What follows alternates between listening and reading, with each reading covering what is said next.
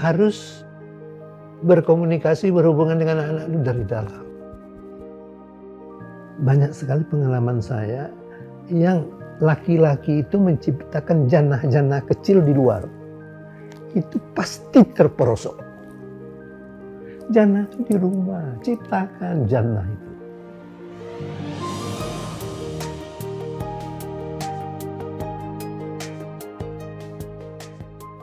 Untuk menjadi ayah atau bapak seutuhnya itu nggak gampang ya.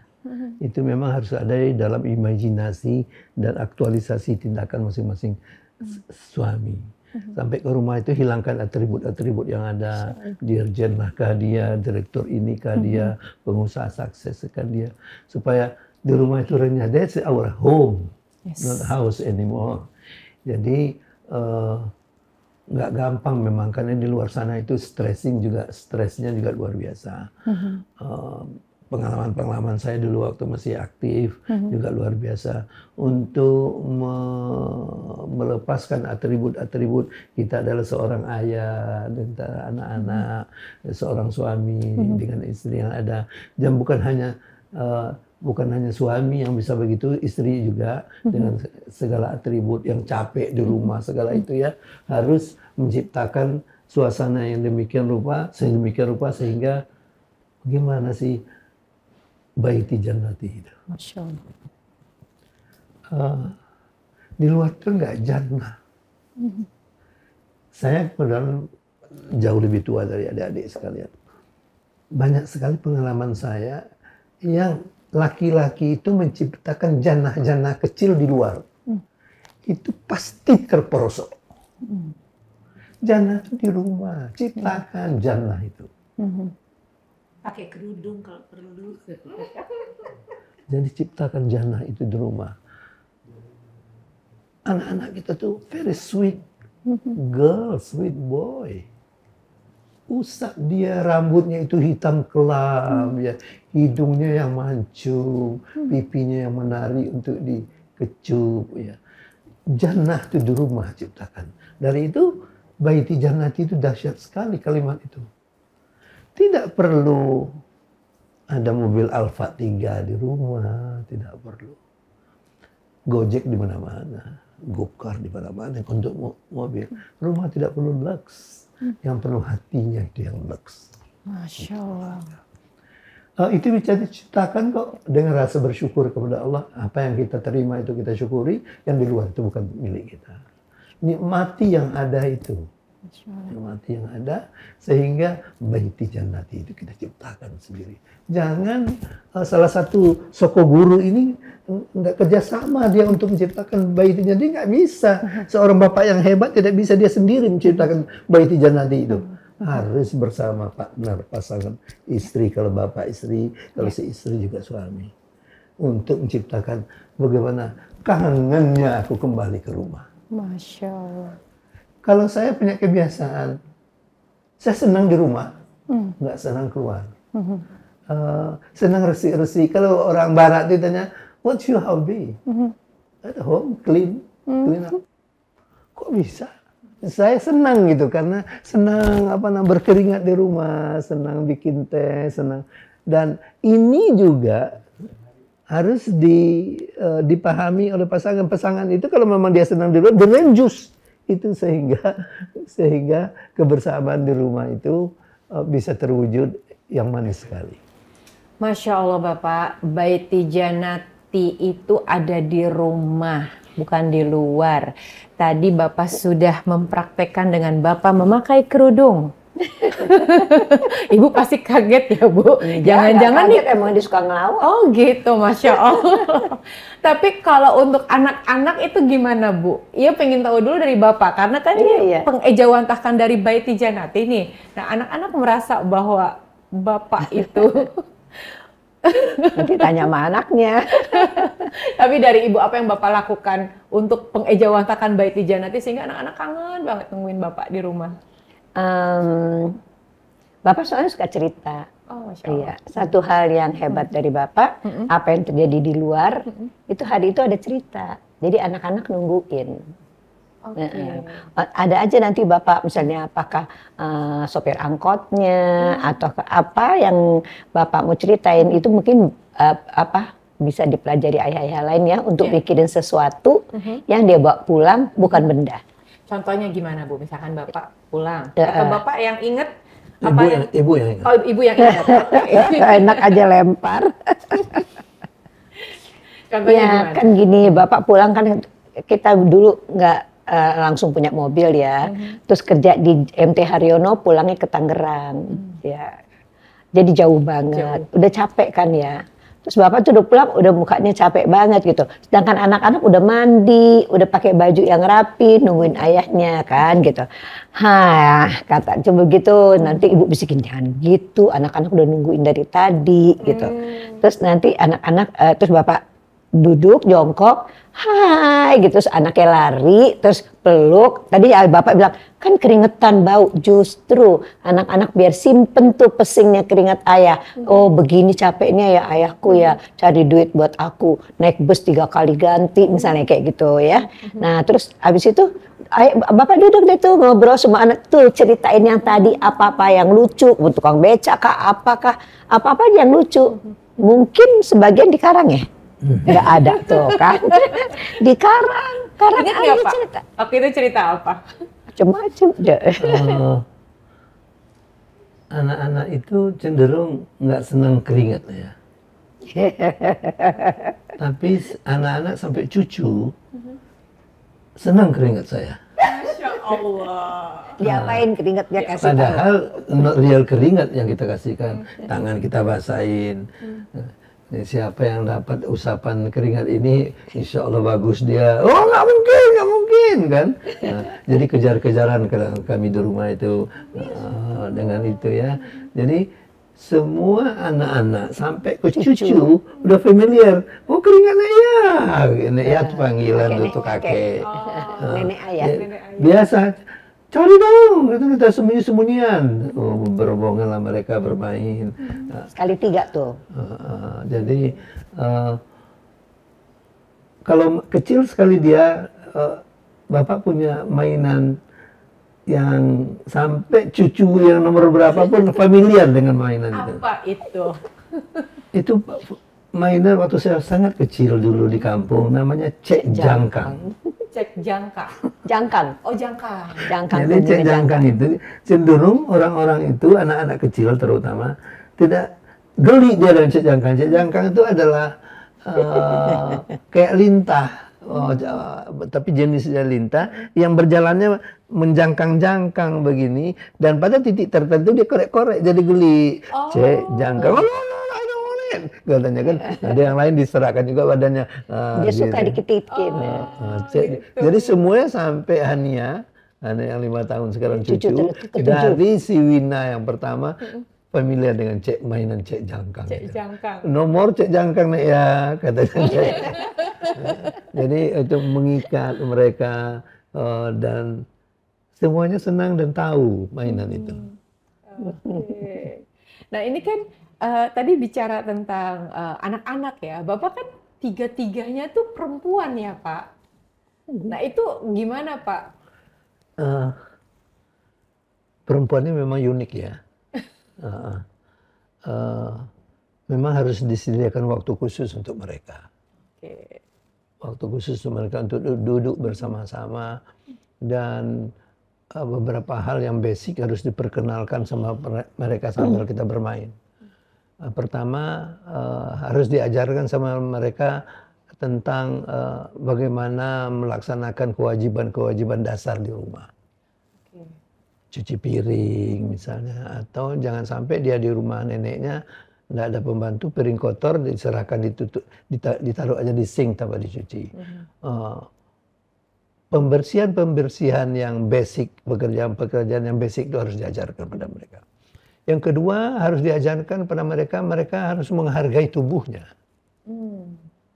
Sehingga mana yang boleh dipegang oleh pamannya, mana yang tidak, dia sendiri sudah tahu gitu. Jadi itu memang harus kita komunikasikan, karena anak-anak sekarang cepat sekali besarnya. Iya, betul. Cepat sekali. Kayak begini sebentar lagi, Iya. udah gadis kecil. Iya. Nah, ya itu memang dia harus tahu, batasan-batasan mana tubuhnya yang boleh dipeluk oleh pamannya atau tidak ya. Dia sudah mulai risih yang seperti itu.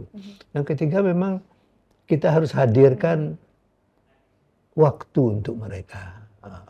Waktu untuk mereka mendengarkan cerita mereka. Karena ada seorang kawan saya DPR, menarik sekali ini sampai sekarang menghujam di pemikiran saya kalimat-kalimatnya. Kalimatnya begini. Setelah saya bertanya, apa sih kegiatanmu kalau pagi? Saya mengantarkan anak ke sekolah. Wah. Bukan sopir, bukan. Apa dasarnya? Nggak lama kita dengan anak itu. Iya. Setelah itu dia akan nggak butuh kita. Dia akan pergi sendiri, akan berangkat sendiri, dan setelah goodbye sama keluarga. Nah, golden opportunity inilah harus kita rebut dengan anak itu. Jadi masing-masing orang itu punya kreativitas, saya yakin, punya kebiasaan yang boleh tidak boleh, maka itu yang harus kita peluklah anak itu dengan baik ya. Saya dengan si Sarah ini kalau ke sekolah tuh dia naik tangan saya karena dia kecil tuh. Tangan saya ini kuda, ini telinganya kuda, pegangnya Sar, jalan, tinggi kurang tinggi ayah, kurang tinggi ayah. Turun keluar dari sekolah juga gitu kalau dijemput waktu TK ya. Iya. Nah, jadi naik kuda gitu. Jadi yang ketiga yang paling perlu adalah harus tulus kita dengan anak-anak itu. Dia bisa baca.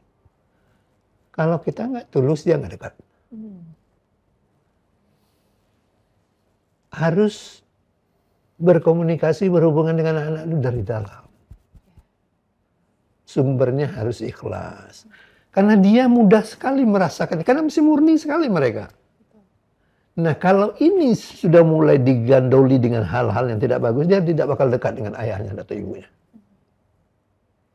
Jadi ketulusan mengusap kepalanya, ketulusan memeluk dia, ketulusan melemparkan dia ke sofa, bermain-main, itu akan dirasakan khusus oleh anak-anak itu.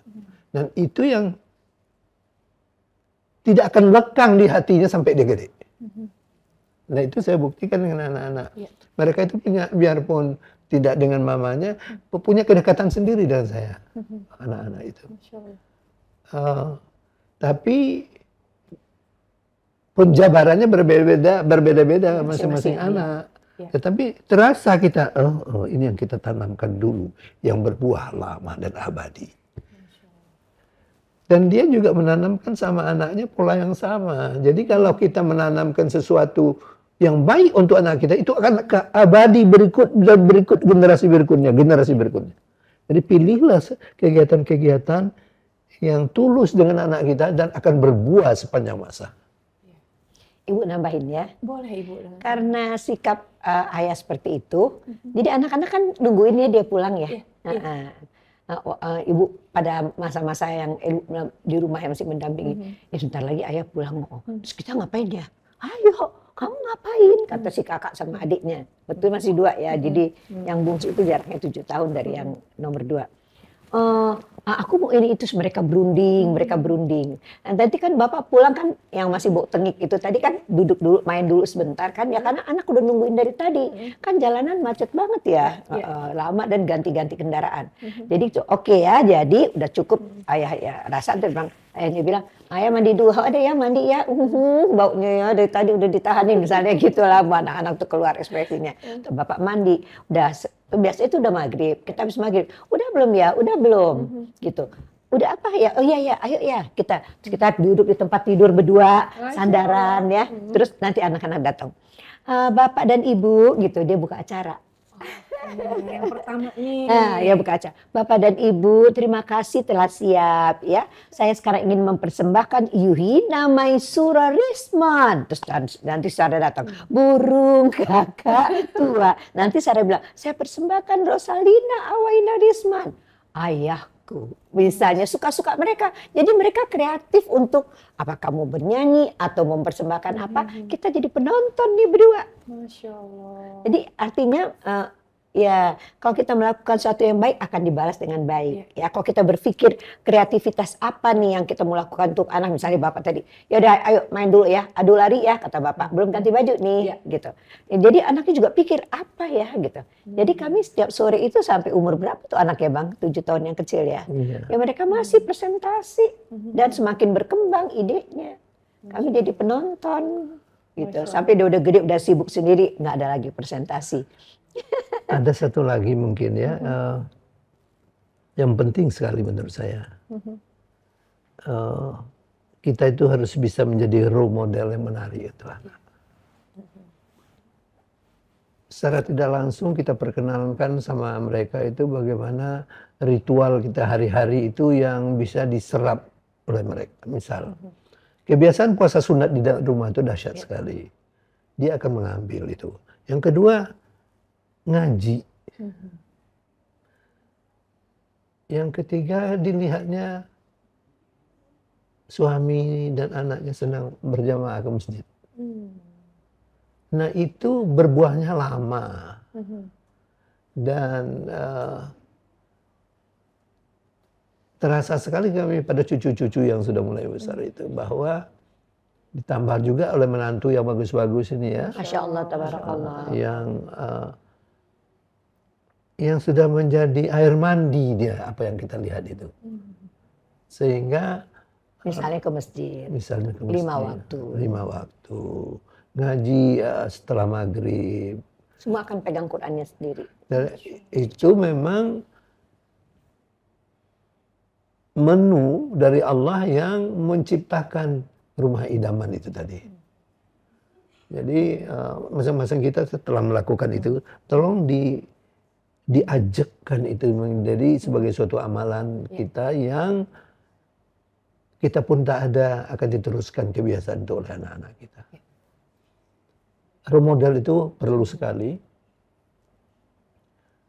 Cara kita bersikap, cara kita berkata, cara kita mengendong dia, cara kita memperhatikan dia. Ingatlah apa yang kamu perbuat itu akan dikopi oleh mereka. Jadi menurut saya contoh yang kita berikan di rumah itu adalah suatu energi tersendiri untuk kita ciptakan, nggak bisa sembarangan. Harus ada keinginan kita untuk berbuat lebih baik dan itu akan ditiru oleh anak-anak. Masya Allah. Bapak, tadi tuh Bapak kan bilang ketulusan ya. Anak tuh tahu banget kalau kita tuh melakukan itu tulus. Nah, kita bicara yang 2 anak dulu nih. Wina Risman dan Sarah Risman. Ini dua-duanya kan pasti memiliki keunikan sendiri. Bapak bisa ingat-ingat nggak apa sih yang Bapak pernah lakukan ke Kak Wina yang itu justru sampai sekarang tuh sangat berbekas di Kak Wina. Begitu juga dengan Kak Sarah. Wina ini lahir tahun 78. Sudah 45. Sudah 44 tahun, ya, 45 tahun, 46.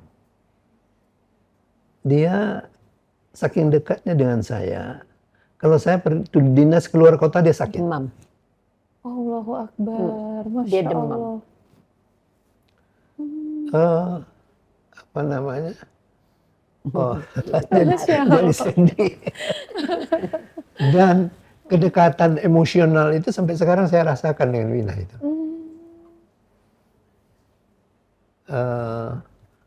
Kalau dengan Sarah, dengan Wina ini, dikarenakan anak pertama ya, anak pertama. Ada tisu. Jadi terharu. Masya Allah Bapak. Pembelajaran yang besar buat kita semua Pak. Ketulusan dekat itu berbuah, dia sakit kalau kita pergi kan gitu. Jadi kalau kita bapak-bapak yang biasa, yang sangat formal, sangat menuhankan kerjanya di luar sana, sangat tidak peduli, nggak punya waktu. Ingatlah, durasi kita dengan anak itu nggak lama. Setelah SMP nggak mau diraya lagi, kita peluk dia. Di kelas 5 aja juga. Apalagi sekarang anak-anak berkembang luar biasa. Pergunakanlah zaman-zaman emas itu untuk berhubungan batin dengan mereka yang secara bagus ya.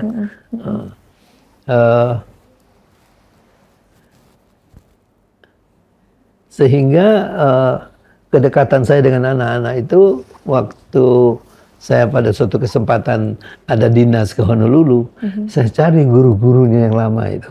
Masih ingat saya siapa gurunya, siapa gurunya. Tapi sayangnya nggak ketemu karena sudah sangat emosional kita. Mana pula ada lagi guru-gurunya yang sekian tahun itu ya. Saya hafal gurunya, hafal bentuk fisiknya, hafal begitulah karena kedekatan kita dengan mereka. Oke. Ada nasihat khusus nggak? Karena kan kawinan ini anak pertama dan dekat banget ya dengan Bapak. Apa pernah Bapak mengucapkan apa ke Kawina sehingga itu memang sampai sekarang itu diturunkan nih ke anak-anak beliau? Nggak ada, kayaknya nggak teringat lagi. Oh, gitu. Nggak teringat lagi. Tapi dia sekarang karena dulu kecil ya Masya Allah, Tabarakallah kita dikasih kesempatan di luar negeri ya. Jadi karena semua orang panggil daddy, masa dipanggil ayah, dia malu. Jadi dia bilang hi daddy. Jadi sekarang kalau dia masuk rumah kita itu kan panjang ya. Dia masuk depan, hi daddy. Masya Allah. Anaknya udah umur 20 tahun dia tetap manjanya gitu. Hi daddy gitu. Masya Allah. Hi nak. Sampai sekarang? Sampai sekarang. Masya Allah. Jadi pondasi yang diletakkan itu bagus dan indah, dia nggak akan luntur karena zaman. Tidak luntur karena waktu. Ya. Kak Sarah. Itu lagi. Sarah ini menarik sekali karakteristik dia kali dengar. Masing-masing anak unik ya, dan kita harus perlakukan sesuai dengan keunikan itu. Sarah ini punya sifat yang nggak mau mengganggu orang dan nggak mau diganggu orang. Kuras sekali itu. Dan ini barangkali yang harus diingat oleh para orang tua. Sesuatu yang baik kita kerjakan akan teringat, sesuatu yang jelek kita juga teringat sama mereka. Saya dalam mendidik, ini masuk dalam mendidik perempuan ini, anak-anak ini, saya termasuk madhab mereka itu harus mengerti bagaimana pahitnya hidup. Sebagai pupuk atau senjata mereka dalam menghadapi kehidupan yang real. Maka kami sepakat waktu memberikan uang, waktu mereka sekolah di luar, kita tidak memberikan full. Biarpun ada ready untuk full. Sehingga di penghujung bulan itu, dia akan berkreasi, bagaimana saya harus survive. Nah itu jadi alhamdulillah anak-anak ini dengan didikan kita begitu, dia any season itu dia bisa survive. Masya Allah. Nampaknya waktu itu nggak tahan kita, karena saya tanya sama staf saya yang menyekolahkan anaknya di tempat yang sama, oh tinggi benar dikasihnya allowance setiap bulan. Saya nggak soal gitu, tapi kami berprinsip sakit memang, tapi biarlah dia memupuk senjatanya untuk kehidupan dia yang akan datang. Ternyata itu berbuah bagus sekali. Pupuk sakit untuk hidup ini yang kita latih itu berbuah bagus sekali sewaktu dia dewasa. Dia akan survive, dia akan menciptakan kerja untuk dia tanpa dibimbing oleh siapa-siapa. Nah, inilah yang berkesan sampai sekarang dan berbuah rimbun tidak putus-putusnya yang kami lihat dan kami rasakan. Masya Allah Pak. Biasanya, ini biasanya ya Bu, Ibu tuh nggak tegaan gitu ketika Bapak mendidik seperti itu kan berarti kan harus ada kesepakatan. Nah bagaimana untuk mengkondisikan itu antara Ibu dengan Bapak, kesepakatan itu sehingga Ibu yang nggak tega itu jadi tega? Kita teman ngobrol sih ya, apa-apa kita bahas, apa-apa kita bahas gitu. Dan itu ibu yang paling protes ya, kasihan banget lah Bang kalau begitu. Ya kasihan sekarang apa kasihan nanti. Jadi logikanya main di sini, perasaannya main di sini, ini. Kemudian kita cari jalan keluar. Ya. Misalnya gini, Wina itu suka dagang. Jadi beliin aja kata apa yang mau dia yang bisa laku sama teman-temannya gitu. Jadi ibu biar perpendek cerita seminar itu awal-awal yayasan kita dan Buah Hati itu seminar memasarkan parenting, kami setiap bulan bikin seminar dan diliput oleh Republika sama Kompas. 2 wartawan terkenal ibu di situ, ada Nina dari Republika dan Mbak apa dari Kompas ya. Nah itu adik saya yang menyelenggarakannya memilihnya itu di gedung di Jalan Jenderal Sudirman, gedung apa ya Bang? Lupa. Pokoknya keren banget, Bank Niaga kalau nggak salah di atasnya keren sekali gitu. Supaya parenting itu klasik. Nah, tapi apa yang Ibu lakukan tadi sehubungan dengan ini, itu bersama Neno Wadisman ya. Neno Wadisman itu tokoh parenting pertama di Indonesia, bukan Ibu? Masya Allah. Ya, karena dia memasarkan, dia udah dikenal orang, Ibu enggak. Jadi dia juga muncul di TV, ya. Nah, dia juga mengkreasikan semua seminar kami ada drama di depan. Bawa tempat tidur lah dia ke ya pokoknya ada yang tidur dulu, pokoknya gitulah semua tuh dengan seperti ada dramanya.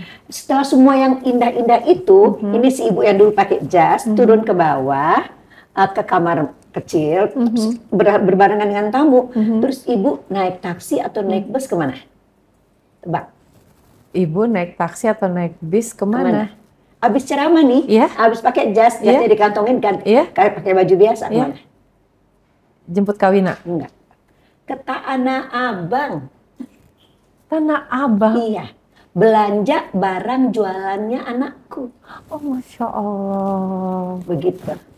Habis yang tampil hehehe tadi itu. Masya Orang Allah. nggak tahu ibu terus. Nah dari situ kemana? Terus lurus dari Tanah Abang ke tempat ke Ulu Jami, tempat bus Rosalia berangkat ke Malang. Baru ibu pulang. Bapak tahu. Masya Allah. Apa aja tadi dibelanjain kata bapak. Ini. Oh iya, minggu depan udah laku. Gitu, bapak kasih semangat. Terus dia telepon anaknya, udah laku belum nak? Gitu kan, mahasiswa kan nggak bayar cash. Siapa yang mau beli, kasih aja. Nanti kan dia tinggal lagi. Oh, Masya Jadi Allah. masing-masing anak berbeda. Iya. Kalau Sarah, ya ada kegiatan apa gitu, main drama atau apa gitu, lain lagi. Dia nggak dagang.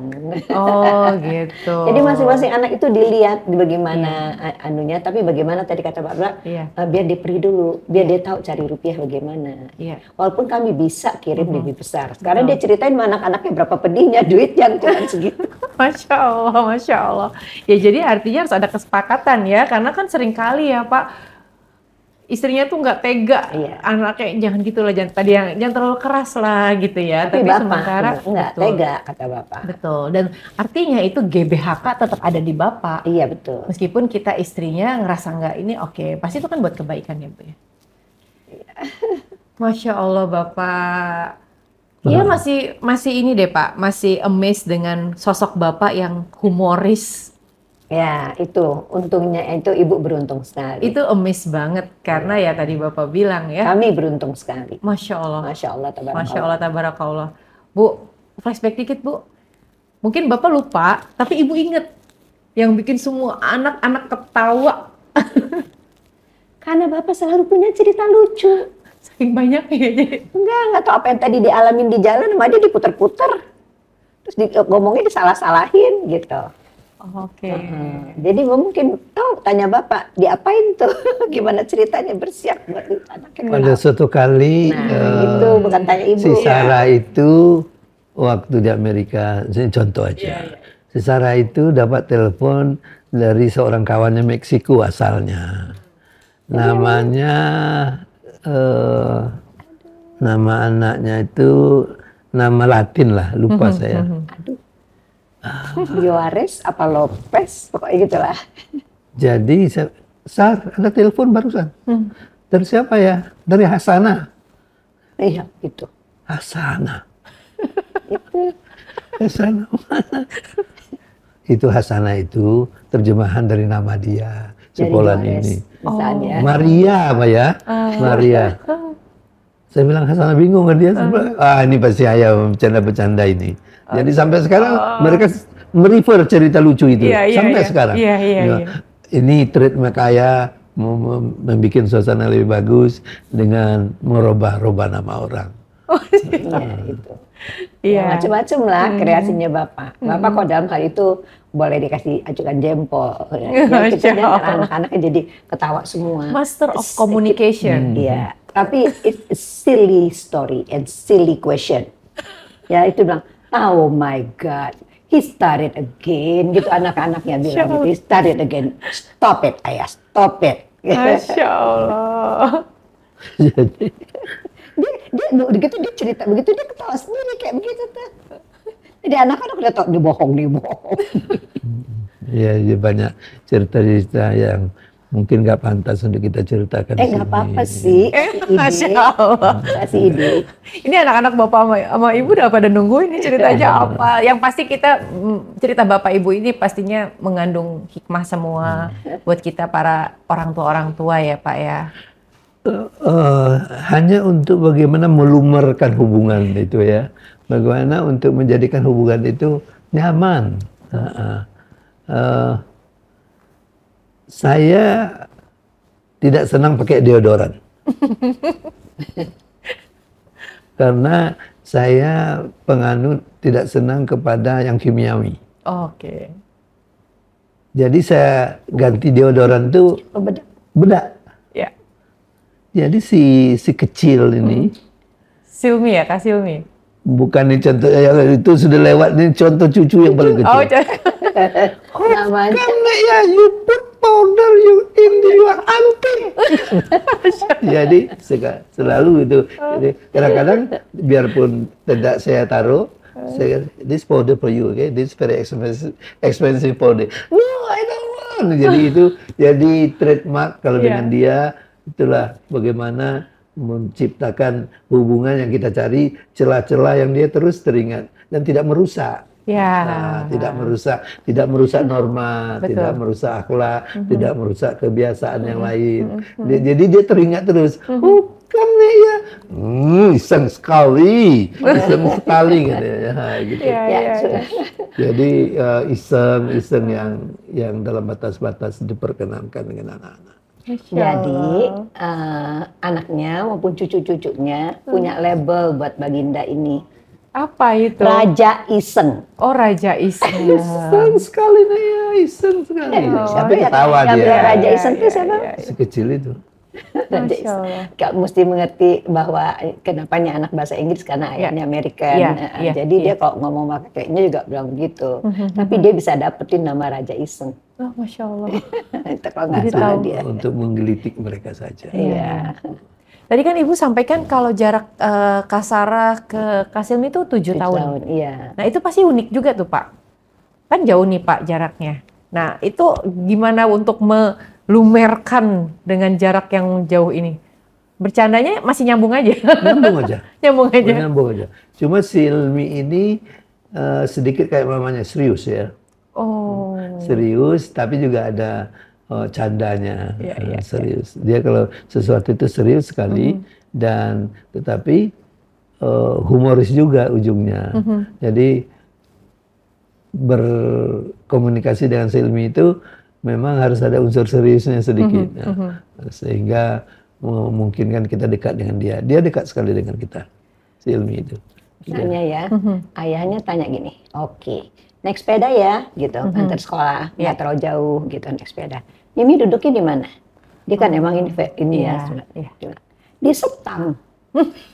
Terus saya bilang, duduknya di Setang, iya, nggak bisa gitu dong, dipakein kursi enggak, duduknya di Setang, kan strong will, strong will.